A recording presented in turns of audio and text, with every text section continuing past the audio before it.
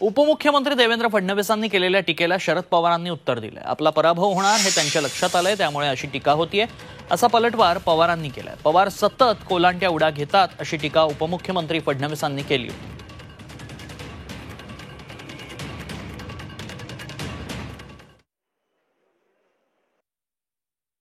मोदी साहेबांनी सातत्याने आंतरराष्ट्रीय बाजारपेठेचं प्रेशर असताना देखील जेव्हा जेव्हा संधी मिळाली गॅसचे भाव कमी केले आणि आंतरराष्ट्रीय बाजारपेठेत गॅसचे भाव खूप मोठ्या प्रमाणात वाढले तरी देखील ते स्टेबल ठेवण्याचं काम मोदीजींनी केलं।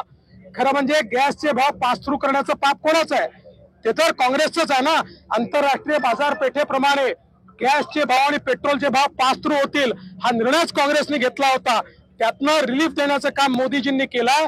त्यामुळे पवार साहेबांनी आम्हाला हे सांगू नये, त्यांचे व्हिडिओ दाखवून आम्ही सुरू केलं तर किती कोलांटोडे आहेत हे आपल्याला लक्षात येते। सर समजा एखाद्याने ओळखीच्या राजकारणात पक्ष घेतली त्याचा अर्थ सामान्य लोकांना महागाईच्या दराला द्यायचा असा की या लोकांना लक्षात आलेला अख्खा फराव आहे आणि त्यामुळे त्यांची सगळ्यांची भाषणं बघा, मोदींचं बघा, अमित शहाचं बघा, ते असताना तुम्ही घेतलं त्यांचं बघा, एक माझी टीका असेल उद्धव ठाकरेंच्या म्हणजे तुम्ही 10 वर्ष सत्तेवर आहात त्यामुळे उद्या भविष्य गोष्टी करू नका।